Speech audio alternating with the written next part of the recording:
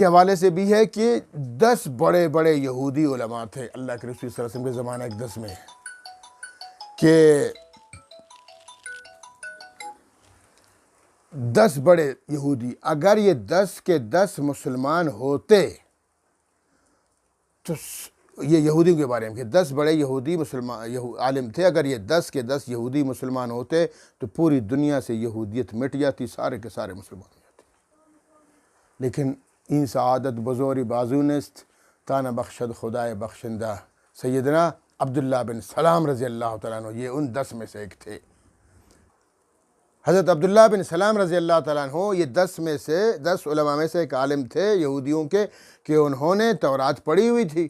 اللہ کے رسول صلی اللہ علیہ وسلم کی خوبیاں، آپ صلی اللہ علیہ وسلم کی صفات اور آپ کے کمالات اور آپ کی نشانیاں سب پڑھ چکے تھے۔ جب اللہ کے رسول کو دیکھا اور پرکھا اور سمجھ گئے کہ یہی اللہ کے رسول ہے جن کی نشانیاں تورات میں بتلائی گئیں، تو فوراً ایمان قبول کر لیا، اور ایمان قبول کرنے کے بعد جب اپنے علاقے میں گئے تو سارا پورا قبیلہ، پورا علاقہ، ہزاروں کے حساب سے جو ان کے ماننے والے تھے، سارے کے سارے مرد، عورتیں، بچے، بوڑھے، جوان سب مسلمان ہو گئے۔ تو اسی طرح اگر باقی 9 بھی مسلمان ہوتے تو یہودیت مٹ جاتی، ختم ہو جاتی، سارے مسلمان ہوتے، لیکن وہ پیٹ کے پجاری تھے۔ آج ہمارے زمانے میں بھی کچھ قبر پرست علماء ہیں، اور مزاروں کے جو کچھ مجاورین ہیں، اور شرک و بدعات سے بھری ہوئی نعتیں اور قوالیاں، اور اپنے پیٹ کو اور اپنی تجوری کو بھرنے والے جھوٹے نعت خوان،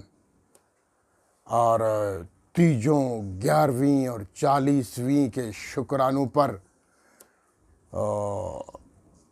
پلنے والے بے دین قسم کے لوگوں نے یہودیوں کی طرح آقا کریم صلی اللہ تعالی وسلم کے دین کو مٹا کے رکھ دیا ہے۔ انا للہ و انا الیہ راجعون۔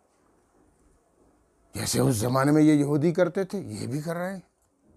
بھائی اللہ کی وحدانیت کو پھیلاؤ، انبیاء دنیا میں اللہ کی وحدانیت کو پھیلانے کے لیے آئے کہ ایک اللہ ہے، اسی کی عبادت کرو، اور تمام پیغمبروں کی اطاعت کرو، اور تمہارے پیغمبر محمد صلی اللہ علیہ وسلم کی ان کی مینوان اطاعت کرو۔ یہ ہے دین۔ قرآن کریم پڑھو، قرآن کریم پر عمل کرو، بس